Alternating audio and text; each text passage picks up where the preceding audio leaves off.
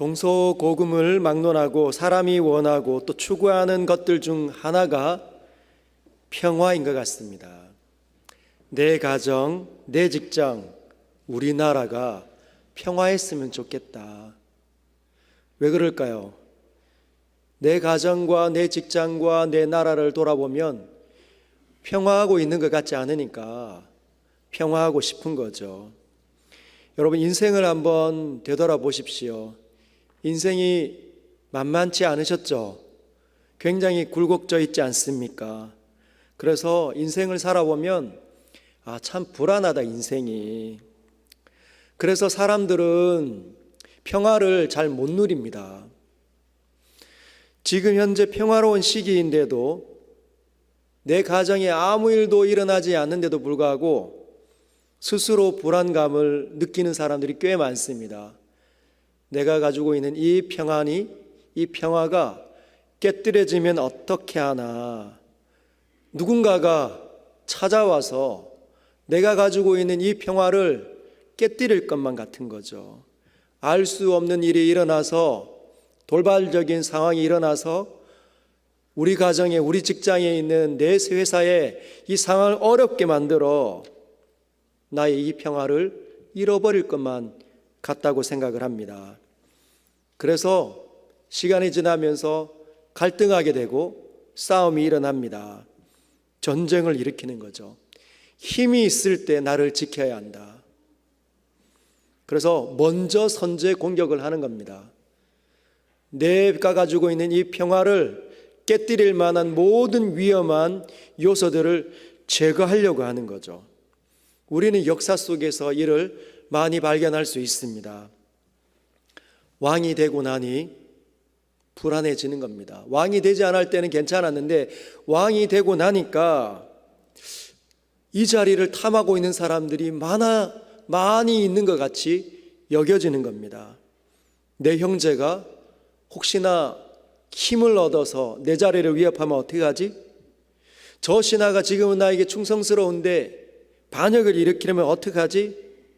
심지어 자기 자녀들까지도 이 아이가 커서 세력을 얻어서 나를 밀어내고 나를 죽이고 자기가 왕이 된다고 하면 어떡하지? 불안해하는 거죠. 근데 왕뿐만 아니라 곁에 있는 사람들까지도 불안합니다. 저 사람이 왕이 되지 않았을 때는 괜찮았는데 저 사람이 왕이 되고 나니까 나를 죽이면 어떡하지? 나를 싫어하면 어떡하지? 늘 불안해하는 거죠. 그래서 먼저 선제 공격을 하려고 합니다. 모함을 하고 암투를 벌이고 숙청을 하고 제거를 하는 거죠. 그래서 역사 드라마가 보면 전부 그런 일들로 많이 이루어져 가는 것을 볼 수 있습니다.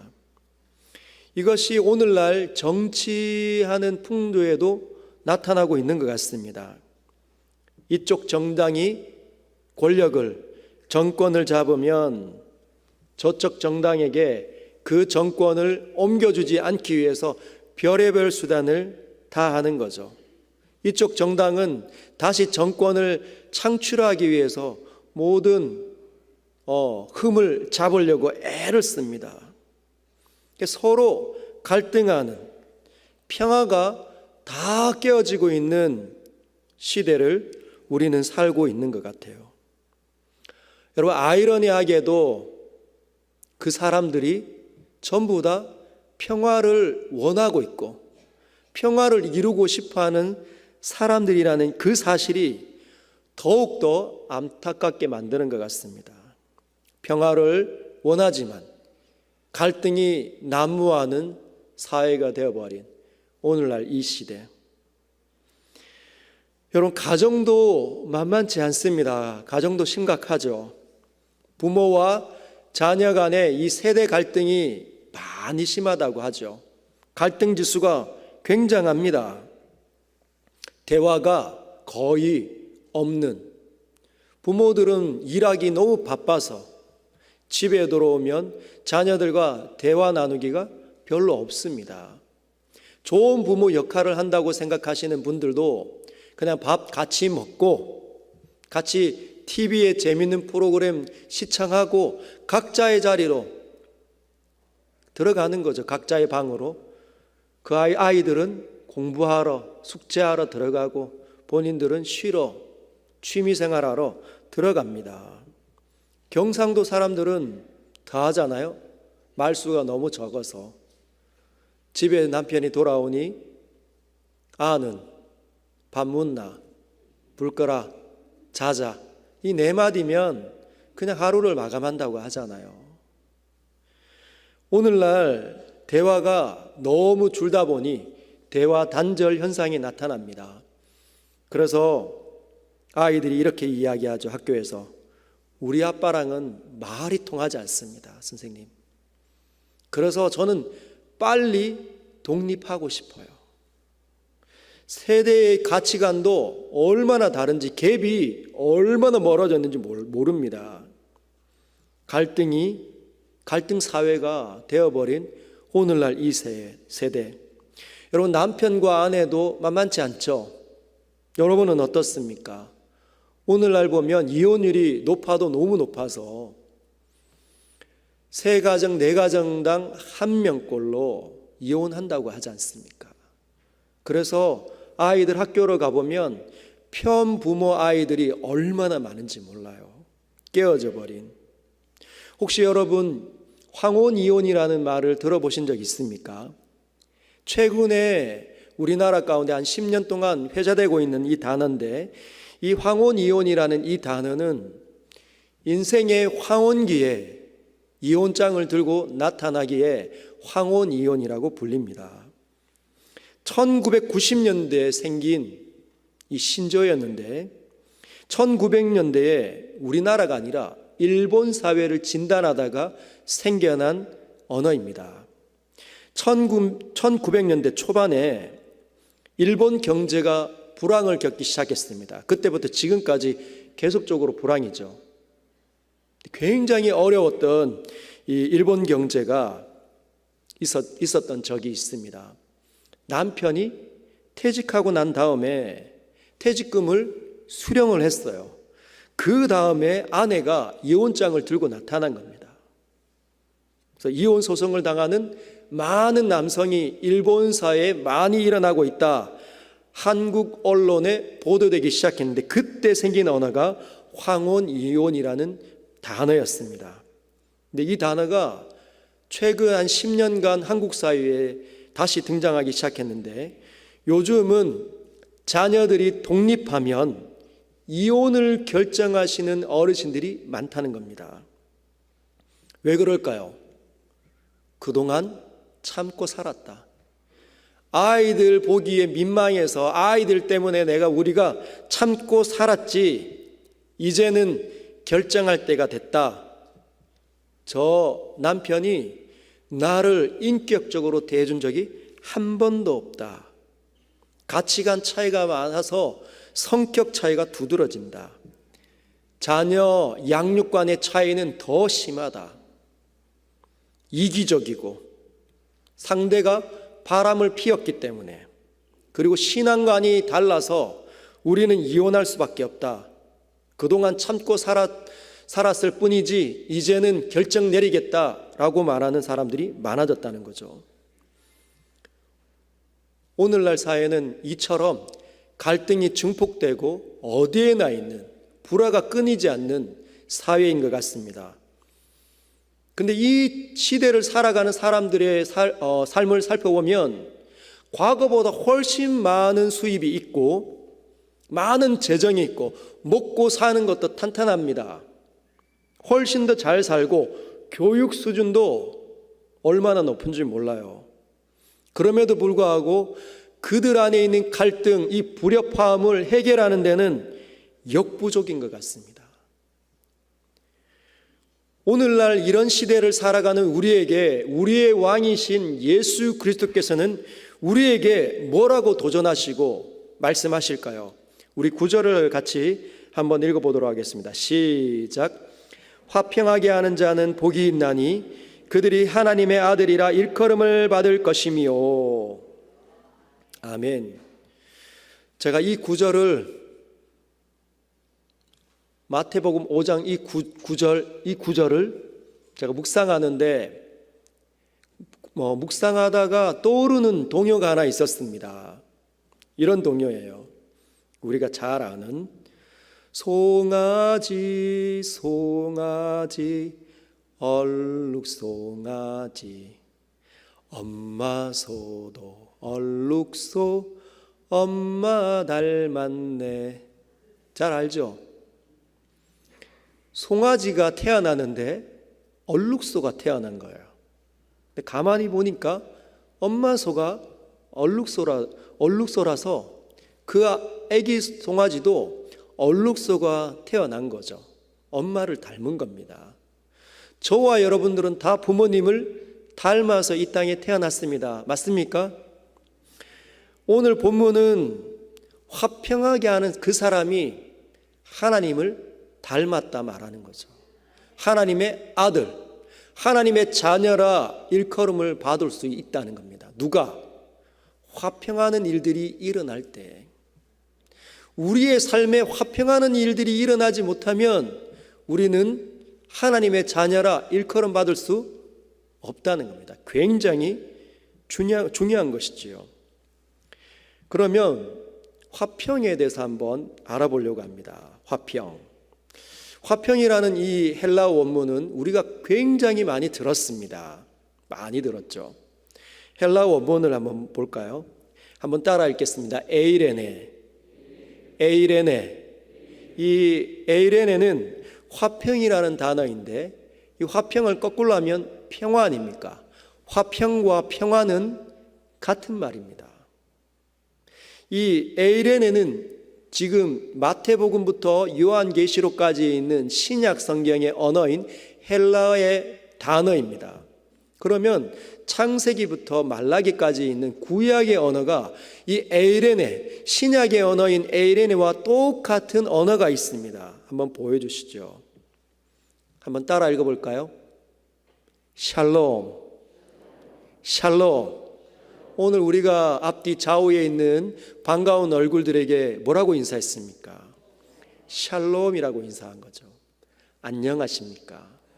샬롬은 평안합니까? 안녕하십니까? 평강합니까? 이런 단어죠. 우리가 이 단어를 언제 배웠을까요? 에이레네라는 이 단어를 하나님 나라 할 때 마지막 그 순간에 하나님의 나라는 먹는 것과 마시는 것이 아니요 오직 성령 안에 있는 의와 평강과 희락이라 할 때 그때 나오는 그 평강이 에이레네입니다. 로마서에서는 우리나라 이 성경학자들이 번역을 어떤 단어로 번역을 했어요? 평강. 지금 마태복음은요 화평이라고 번역을 했다는 겁니다. 같은 에이레네가 쓰여져 있어요. 즉 화평과 평화와 평강과 평안은 같은 개념입니다. 언제 우리는 평강을 느낄 수 있을까요? 이 평안이라는 이 단어, 화평이라는 이 단어는 온전함을 가리키는 단어입니다. 한번 따라할까요? 온전함. 이 온전함은 질서 정연함이 깨뜨려지지 않을 때, 질서 정연한 것이 여전히 유지될 때를 온전함이라고 합니다. 그것이 평강이에요. 근데 무언가가 주는 이 온전함, 안정감이 있다는 거죠. 그런데 이것이 깨어지면 불안해지는 겁니다. 여러분 잔잔한 호수를 한번 떠올려 보십시오. 여러분이 상상하는 가장 아름다운 잔잔한 호수, 바람 한 점이 없는 그런 잔잔한 호수가 평안인 거죠. 평화입니다. 그런데 그 평안한 호수에 시끄러운 일이 일어난 거죠. 비바람과 거센 일이 이렇게 몰아붙이는 겁니다. 그러면 그 온전한, 그 평안하게 질서 정연했던 그 고요한 그 호수가 난리법석입니다. 이리저리로 물결이 휘날려 다니는 거죠. 그러면 그 온전함이 깨뜨려지면 그 호수를 바라보는 모든 사람마다 불편함을 느낍니다. 그것이 평강과 불화란 겁니다. 여러분, 동서고금을 막론하고 모든 사람이 자신이 처한 상황에, 가정에, 직장에, 그 나라에 그토록 평화를 강구하지 않습니까? 추구하지 않습니까? 그럼에도 불구하고 그 평화와 평강, 화평은 왜 없을까요? 왜 일어나지 못할까요? 왜 이자지도 갈등이 많은 사회가 되어버렸을까요? 그건 바로 화평과 평강이 하나님의 성품이기 때문입니다. 하나님은 화평의 주인이시고 화평 그 자체이십니다. 화평이신 이유는 하나님께서 아름다우신 분이세요. 여러분, 아까 말한 그 온전함은 하나님께 있는 거죠. 하나님은 그 온전함이 무한하신 분이십니다. 한번 따라할까? 하나님은 무한하시다. 하나님은 무한하셔서 그분 안에 있는 이 생명과 화평을, 그 질서 정연함을 깨뜨릴 수 있는 존재가 이 땅에 아무것도 없습니다. 마귀 사탄이 또는 교만한 사람들이 하나님을 향하여서 손가락질하고 하나님을 대적한다 할지라도 하나님을 흔들 수는 없다는 것이죠. 하나님의 이 화평을 흔들 수 있는 존재는 이 땅에 아무것도 없습니다. 하나님께서 불면 언제 그 자리에 있었는지 역사의 순간으로 사라져 버린다는 겁니다. 흔적도 없이. 하나님은 아름다우신 분 아니십니까? 그 아름다움은 균형과 조화와 질서로 이루어졌고 그 균형과 조화와 질서가 완벽, 무한하시게 완벽 그 자체입니다. 아무도 흔들 수 없는 거죠. 그래서 화평의 하나님이십니다. 동쪽과 서쪽이, 위와 아래가, 좌와 우가, 앞과 뒤가 서로 뒤엉키는 것처럼 보일 수 있어도 하나님의 손안에 다루어지면 이것들은 아름다움으로 바뀌어갑니다. 하나님께서는 평화와 화평과 평강의 주인이시기에 그분이 창조한 모든 공간과 역사와 환경과 자연 속에는 이 화평을 심으셨습니다. 그리고 모든 피조물들은 그 화평이 주어질 때만 안정감을 느끼고 이 화평이 깨어지기만 하면 불안함을 느낍니다. 견딜 수 없어 하는 거죠. 그래서 추구하고 바라고 그렇게 살고는 싶지만 안 되는 겁니다. 인간이 하나님의 형상으로 창조되어져서 화평이 좋다는 건 알고 있어요. 인식은 합니다. 그러나 안 되는 거죠. 죄 가운데 태어났기 때문에. 여러분, 잘못된 방식으로 화평을 만들어내려고 하면 남을 공격하기만 하고 남과 경쟁하기만 하고 남과 다투는 일만 일어나게 되어져 있습니다. 선제 공격해서 내 화평을 지키겠다, 저 사람들과 경쟁해서 내가 가지고 있는 이 안정감을 유지하겠다, 그렇게 해서 그 사람들을 이렇게 공격하고 나쁘게 만들면 인간 자체가 화평을 느끼기에 고통스럽습니다. 잘못을 저지르면 불편해집니다.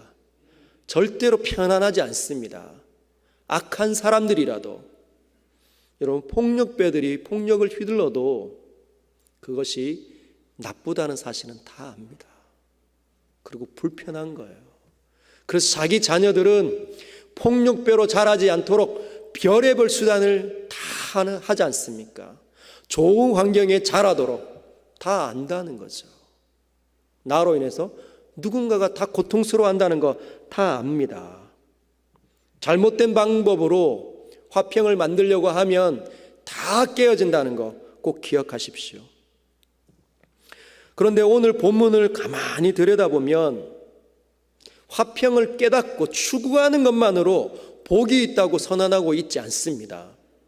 우리의 왕께서는 그걸 인식하고 그 필요성을 느낀다고 해서 복 있는 자가 된 것이 아니라고 말씀하시는 거죠. 즉, 내 주변에는 왜 이다지도 화평이 있지 않을까? 늘 갈등만 있을까? 나는 정말 잘하고 싶은데 그 정도로는 안 된다는 거죠. 그럼 어떻게 해야 복 있는 사람이 될까요? 다시 한번 읽어볼까요?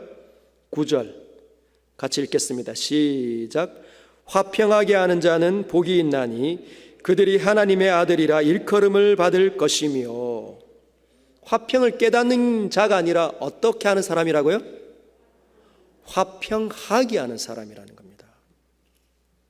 여러분, 화평이라는 단어는 에이레네라는 단어가 쓰여졌는데, 화평하게 하다는 단어는 다른 단어입니다. 이 단어에 어떤 단어가 쓰여졌냐면 포이에오라는 단어가 덧붙여서 사용됐습니다. 에이레네와 포이에오 보여주시기를 원합니다.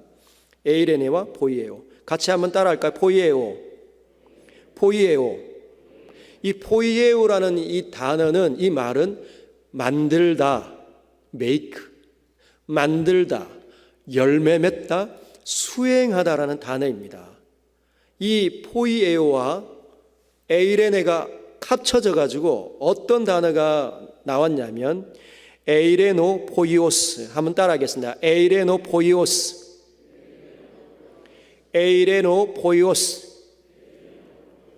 네, 이 단어는 화평하게 하다, 화평을 만들다라는 뜻입니다. 피스메이커. 여러분, 어떻게 해야 내게 없는 그 평강, 그 샬롬을 만들어낼 수 있을까요? 인식만 한다고 되는 게 아닌데 어떻게 해야 만들 수 있을까요? 여러분, 비결 알고 있습니까? 그래서 여러분의 삶 속에 이 화평을, 이 평강을 만들어서 여러분의 만나는 사람마다 평강을 누리고 안정감을 찾고 웃고 행복해 하도록 하고 있습니까? 아니면 그 비법을 여전히 아직 모르고 있습니까? 그러면 사도 바울을 통해서 다시 한번 더 비법을 배워보도록 하겠습니다. 지난주에도 마음이 청결한 자는 복이 있나니 그 비법을 사도 바울을 통해 배웠잖아요. 오늘도 사도 바울의 말을 통해 한번 비밀을 배워보도록 하겠습니다. 로마서 5장 1절 말씀입니다. 로마서 5장 1절 말씀 우리 다 같이 읽어보도록 하겠습니다. 시작. 그러므로 우리가 믿음으로 의롭다 하심을 받았으니 우리 주 예수 그리스도로 말미암아 하나님과 화평을 누리자. 여러분, 화평은 하나님의 성품이니까 하나님께서 다시 나에게 찾아오셔야 화평이 시작된다는 겁니다. 과거의 죄의 힘을 따라 죄악을 먹고 마셨다 할지라도 예수님의 십자가의 공로를 의지하기만 하면 어떻게 되는 거죠? 하나님과의 화평을 맛보기 시작한다는 겁니다. 하나님의 화평을 경험하기 시작한다는 거죠. 여러분, 옆에 계신 분들을 한번 보십시오. 오랫동안 권사님으로, 집사님으로, 또 장로님으로 또 섬겨 오신 분들이기에 얼굴 표정이 예사롭지 않죠. 따뜻하고 부드럽고. 여러분 한번 보십시오. 샬롬 한번 인사해 볼까요? 샬롬. 네. 그런데 여러분, 이렇게 서로 보려고 하니까 민망하십니까? 여러분, 우리 이렇게 하나님을 믿어 조금 달라져서 정말 좀 하나님의 선함이 나타나는 것 같은 우리일지라도 저와 여러분들에게서 하나님을 딱 제거하면 하나님 앞에 저와 여러분들은 어떤 사람으로 등장할까요? 저와 여러분들에게 예수 그리스도의 십자가의 보혈이 흐르고 그분의 거룩함이 있기 때문에 하나님의 자녀가 되는 권세가 있을 뿐이지, 예수가 딱 제거되는 순간 우리는 우리의 모든 죄악이 하나님 앞에 낱낱이 드러나는 거죠. 지난주에 어떻게 사셨습니까? 혹시 말에 이 실수는 하고 오지는 않으셨습니까? 표정을 어둡게 해서 날카로운 표정으로 상대방에게 다가간 적은 없습니까? 또는 그런 일이 일어나지 않았다 할지라도 나의 선함으로 누군가를 유익하게 하는 일은 하지 못하는, 해야 되는 일들을 하지 않고 살아오지는 않았습니까? 만약에 그런 상황 속에 하나님께서 부리시는 이 죽음의 사자를 보내면 어떻게 될까요? 출애굽할 때 그 당시에 하늘에서 내려오는 죽음의 사자, 여호와의 그 무한하신 하나님의 이 명령을 수행하는 죽음의 사자가 저와 여러분들에게 맞닥뜨려지고 우리는 예수님이 없는 상태라면 저와 여러분은 어떻게 될까요? 지옥으로 던져지는 겁니다. 하나님의 영원한 미움의 대상이 되어서. 그런데 우리가 예수님을 믿었잖아요. 십자가에서 흘리신, 나를 위해서 대신 죽으신 나의 유월절 어린 양이신 예수님의 피가 우리의 영혼과 육체 가운데 발라져 있지 않습니까? 죽음의 사자가 우리를 보았을 때 우리를 넘어갈 수밖에 없는 겁니다. 왜? 우리에게는 우리의 선함에 기초한 의와 선함이 아니라, 공로가 아니라 예수 그리스도에게 기초한 그분의 거룩하심과 의가 새겨져 있기 때문에 우리 앞에서 죽음의 사자가 도무지 우리의 죄악을 발견할 수 없다는 겁니다. 그분의 피는 씻지 못하는 죄악이 아무것도 없습니다. 그래서 십자가 우편에 살인 강도였던 그 흉악범이 당신의 나라에 임하실 때 나를 기억하소서. 주의 영원한 자비와 은혜를 간구하기만 한다면, 요청하기만 한다면 거저 주어진다는 거죠. 극단적인 사람을 주님의 옆에 다뤄놓고 두 사람 다 주님을 미워한 것이 아니라 한 사람은 주님께, 한 사람은 욕하게 하나님께서 그 모든 모습들을 보여주신 것입니다. 우리에게 있는 이 기초, 예수 그리스도 맞습니까? 그분이 바로 하나님의 아들 아닙니까? 영원한 의와 무한하신 의가 우리 구주 예수께 있지 않습니까? 그래서 굳건한 반석이시니 그 위에 내가 살리라. 우리의 기초는 우리의 선함, 우리의 이 연약한 마음이 아닙니다. 왔다 갔다 하는 이 마음이 아니에요. 우리가 믿는 그 믿음이라는 단어도 아닙니다. 우리가 믿을 때는 누구를 믿는 겁니까? 예수 그리스도를 받아들이는 거죠. 믿음으로 예수를 받아들이는 겁니다. 예수 그리스도가 나의 영원한 구주로 받아들이는 겁니다. 오직 그 기초 위에서만 하나님의 영원한 샬롬이 주어지는 거죠. 두려워 떨며 하나님의 최종의 심판대 앞에서 최종 선고를 기다리지 않습니까? 우리 모두가 죽으면 번개같이 하나님의 심판대 앞에 설 겁니다. 사도 요한이 그렇게 이야기하잖아요. 큰 자나 작은 자나, 죽은 자나 산 자나, 바다가 죽은 자들을 그 가운데서 내어주고 사망도 그 가운데 죽은 자들을 다 내어줍니다. 하나님 앞에 섰을 때 주님 뭐라고 평가하실까요? 너는 나의 아들의 영원한 의가 주어져 있으니 너는 오른쪽 할 때 그때 할렐루야 하는 겁니다. 그 전까지는 우리가 하나님 앞에 섰을 때는 두려움과 떨림으로 설 수밖에 없습니다. 죽음의 문을 열고 들어가면 바로 그분이구나. 말로만 듣던 분이 저분이셨구나. 거기에 졸면서 희덕거리는 사람이 있을 수 있겠습니까? 이 땅에서 하나님을 대적한 사람들일지라도 모든 사람들이 다 두려워 걱정할 때 주님께서 너희들은 오른쪽이다. 그리고 친히 보호자에서 내려와서 우리의 얼룩져 있는 이 더럽고 추악한 우리를 손을 잡고 일으켜 세워주시는 겁니다. 그게 평화인 거죠. 이것이 바로 피스메이킹의 기초입니다.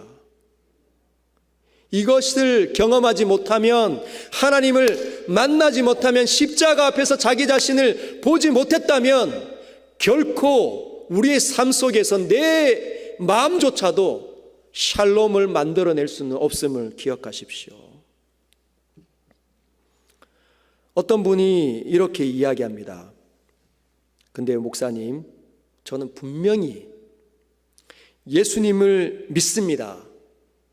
예수님을 영접했습니다. 예수님을 지금도 의지합니다. 저는 정말 금요일날 나와서 하나님께 찬양할 때 마음이 뜨겁고 너무너무 좋아요. 근데요, 목사님, 왜 저는 제 자신이 이다지도 이렇게 불안하고 샬롬이 없을까요?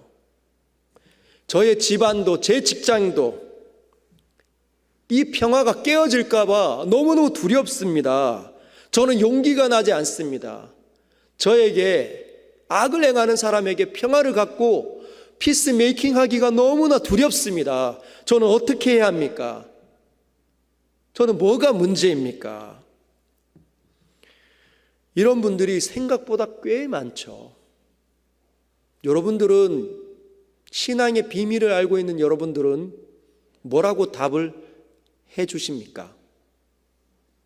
사도 바울의 이 말을 통해서 여러분들은 정말 그 비밀을 알려주실 수 있습니까? 다시 한번 보겠습니다.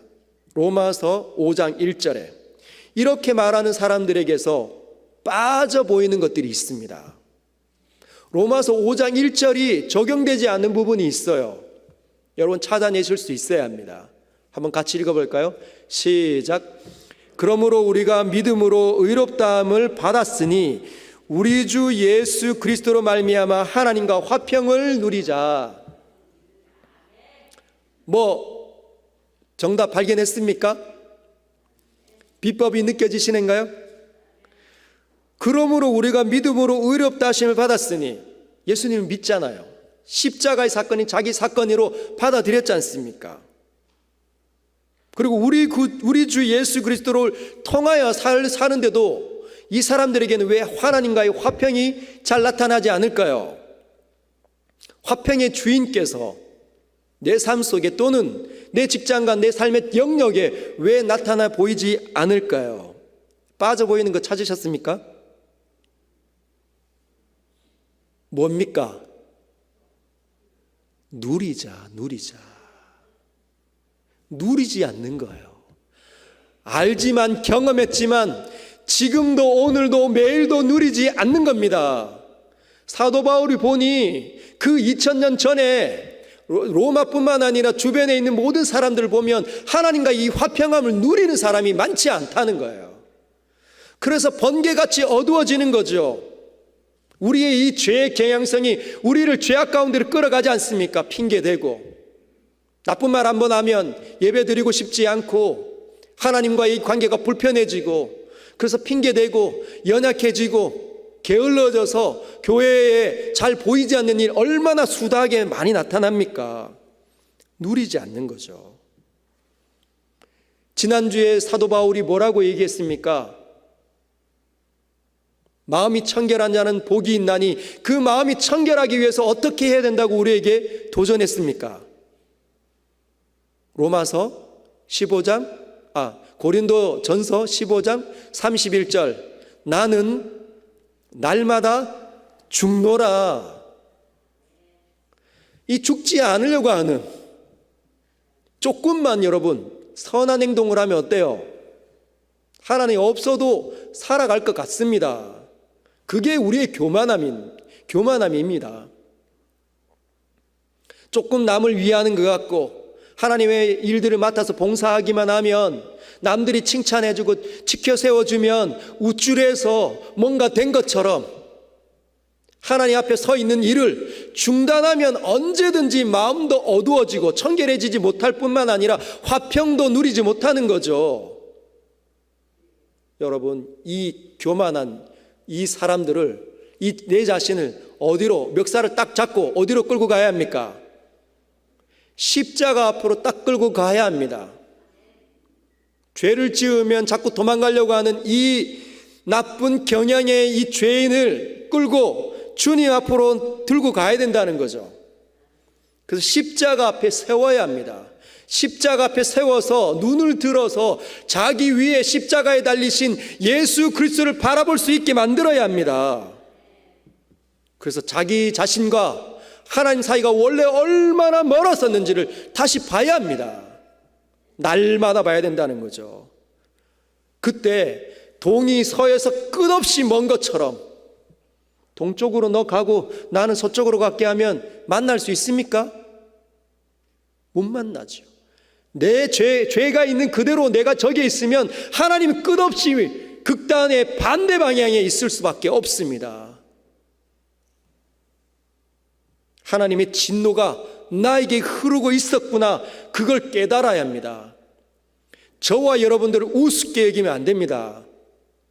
저와 여러분들은 이 죄 짓는데 한번 따라할까요? 국가대표급이다. 여러분, 국가대표 알고 계시죠? 양궁 선수들. 양궁 선수의 국가대표로 뽑히기가 얼마나 어렵습니까? 그 사람들이 올림픽을 앞두고 어디에서 훈련하는지 아시죠? 바람이, 섬나라 일본에서 하니까 바람이 심하게 부는 섬에서 똑같은 환경을 만들어 놓고 꽹가를 울리고 큰 스피커 음악을 막 틀어 제끼면서 바람이 심하게 불 때 연습을 한 거예요. 그래서 거의 달인, 최고의 고수 같은 양궁의 실력을 갖춘 신궁의 사람들이 쏘니 우리나라를 이길 수가 없잖아요. 그 사람들이 국가대표 아닙니까? 저와 여러분들이 죄로 달려가는 이 습관이 환경과 조건이 되면 번개같이 눈이 어두워져서 말을 빈정거리고 싶고 다른 사람들에게 공격할 수 있는 사람들, 국가대표급 죄인이라는 뜻입니다. 하나님 앞에 섰을 때, 하나님께서 이 땅에서 내 대신 하나님께서 죽지 않으면 사람 정도가 아니라 그냥 짐승 정도가 아니라 무한하신 하나님께서 사람이 되셔서 죽지 않으면 안 될 정도의 사람이 나였구나 라고 날마다 깨달아야 하나님과의 이 화평을 누리는 겁니다. 처음 믿을 때만 이 화평을 누리면 되는 게 아니라 날마다 누려야 된다는 거죠. 이거 진짜 귀한 거였구나. 이거 나에게 없었으면 정말 안타까운 일이 일어날 뻔했구나. 귀하게 여겨야 합니다. 값지게 여겨야 합니다. 증폭시켜야 합니다. 눈을 들어서 더 선명하게 볼 수 있어야 합니다.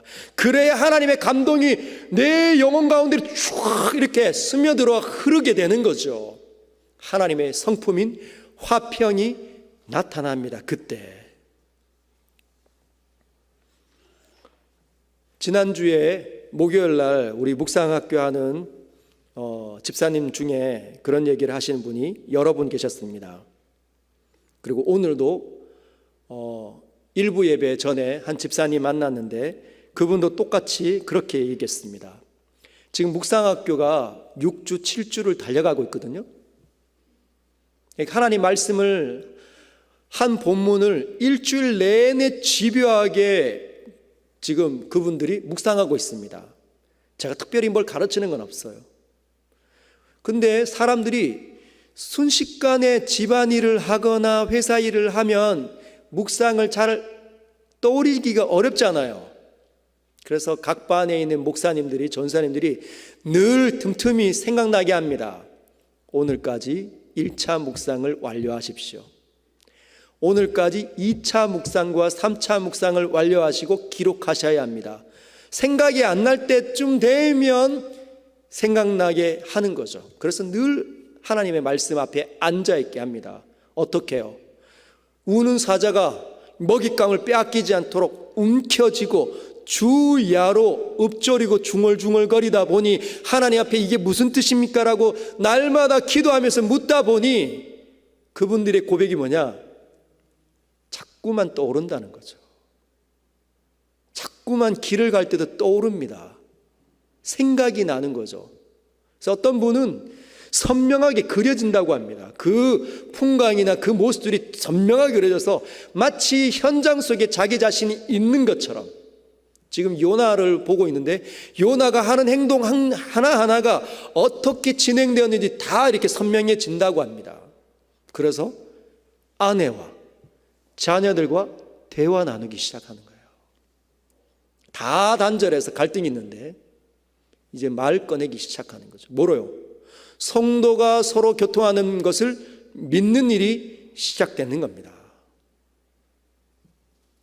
그것이 누리는 겁니다. 십자가 앞에 서서 처음 거듭날 때만, 영접할 때만, 구원을 얻을 때만, 특별한 은혜를 받을 때만, 그때만 필요한 게 아니라 날마다 하나님 앞에 서야 된다는 거죠. 그것이 화평을 누리는 겁니다. 그러지 못하면 우리를 번개같이 어둠 속으로 우리를 끌고 가 버릴 겁니다. 화평을 누리기 시작하면 내 자신의 이 불안함과 이 초조함, 이 불균형과 질서가 깨뜨려져서 오는 이 초조함과 두려움을 화평의 주인께서 우리 속으로 들어와서 우리를 다스리는 거 아닙니까? 우리를 지배하는 거 아닙니까? 그게 성령의 충만함입니다. 내 자신이 충만한, 내 나라의 삶이 곳곳에서 일어나는 게 아니라 하나님의 나라가 되는 화평의 주인께서 나를 다스리기 시작하는 거죠. 그때 마음이 고요해지는 겁니다. 안팎으로 문제는 똑같이 여전히 있을 수 있어요. 그러나 화평의 주인이 내 속을 들어와서 나를 사로잡고 계시니까 담대해지는 거거든요. 그때 우리는 하나님의 나라의 진면목을 보게 됩니다. 그리고 그제서야 비로소 남이 보이기 시작합니다. 남이. 내가 화평을 누려서 하나님의 용서하심이 얼마나 무궁무진한지, 은혜로움이 얼마나 선하고 좋으신지 경험하면 경험할수록 남이 보인다는 거죠. 아, 나 때문에, 이 괴팍한 이 남편 때문에 아내가 고통스러워했었구나. 그래서 이혼장 들이밀고 싶어 하는구나. 어떻게 하는 거죠? 미안해 여보. 미안해 여보. 용서해 주라. 진심으로 다가가는 겁니다. 진심으로 다가가면 사람들은 다 알아요. 내 남편이, 내 아내가, 내 자녀가 나로 인해서 화평이 깨뜨려졌었구나. 내가 화평이 다시 시작되면 그 가정 가운데 다시 샬롬이 들어옵니다. 샬롬이 들어옵니다. 그래서 사도 바울이 빌립보 교회에서 개척할 때 간수를 향하여서 이렇게 선언했지 않습니까? 주 예수를 믿으라. 그리하면 너와 내 집이 구원을 받으리라. 우리가 예수님을 만나기 시작하면 화평이 퍼져나갑니다. 그리고 우리 가정을 넘어서는 일도 일어나게 되는 거죠. 여러분, 갈등이 있는 곳 잘 알고 계시죠? 쳐다도 보기 싫습니다. 다 피해가고 싶습니다. 너무 피곤하니까, 속이 시끄러우니까, 정신이 없으니까, 내게 혹시나 별똥이 튈 수 있으니까 그런 곳 피해가는 거죠. 교회 안에 갈등이 있고 불협화음이 이렇게 난무하면 그냥 그런 교회는 떠나는 게 제일 좋다. 사람들 그렇게 생각을 해요. 그리고 자신의 나라로 갇혀있는 사람들은 하나님의 말씀이 도무지 들리지 않습니다. 그래서 갈등을 자기가 부추기고 있는데도 불구하고 교회가 연합되어져서 하나님께서 성령이 하나 되게 하신 것을 힘써 지키라 했는데 자기가 깨뜨리고 있는데도 불구하고 모른다는 거죠. 하나님이 원수처럼 행동하는데도 모릅니다. 그러나 하나님의 샬롬이 주어지면 그 사람은 일어나서 그곳으로 다가갑니다. 하나님께서 나를 참으셨듯이 나도 그 사람을 참기 위해서 가는 거예요. 갈등이 이 사람과 이 사람이 있을 때 증폭시키는 것이 아니라 가서 접착제의 역할을 하는 거죠. 그래서 피스 메이킹을 하는 겁니다. 포이에오라는 단어는 열매를 맺다 아닙니까? 에이레네라는 이 평화와 화평과 평강의 열매를 맺는 것 아닙니까? 가서 불협하는 사람, 싸움이 있는 사람에게 가서 화해하게 만들고 화평하게 만들고 다시 온전함으로 나오도록 다시 기뻐하고 서로를 받아내고, 그래야 하나님께 영광이 되는 겁니다. 교회가 싸우면 절대로 하나님께서는 그곳이 나의 교회라고 말씀하지 않습니다. 세상 모든 사람들은 시간이 지나면 다 깨어지고 분열하죠. 그러나 교회는 예수 그리스도의 법으로 사는 존재들, 하나님 나라의 사람들이기 때문에 너희가 서로 사랑하면 이로써 세상이 너희가 내 제자인 줄 알리라. 교회는 일치하고 연합하고 화평하고 샬롬하는 곳입니다. 그 사람들이 바로 하나님을 닮아 있는 거죠. 얼룩 송아지가 얼룩 엄마 소를 닮아 있는 것처럼 화평의 주인이신, 온 땅에 화평을 심으신 그 화평의 주인이신 하나님을 제대로 만난 사람들은 하나님의 아들, 화평을 양산한 이어서 하나님의 아들이라 일컬음을 받게 되는 겁니다. 사랑하는 여러분, 우리는 하나님의 사람들로 부름받았습니다. 멈춰져 있지 않기를 원합니다. 여러분을 핑계대는 여러분 자신을 끌고 나아가 예수 그리스도의 십자가 앞에 세우십시오. 자신의 영혼이 얼마나 멀어져 있었는지를 생각하시고 다시 하나님과의 화평을 누리시기를 주님의 이름으로 축복합니다. 그래서 여러분 주변에 있는 모든 사람들을 다 다루어 내셔서 평강하게 샬롬을 누리게 만들어내시기를 주님의 이름으로 축복합니다.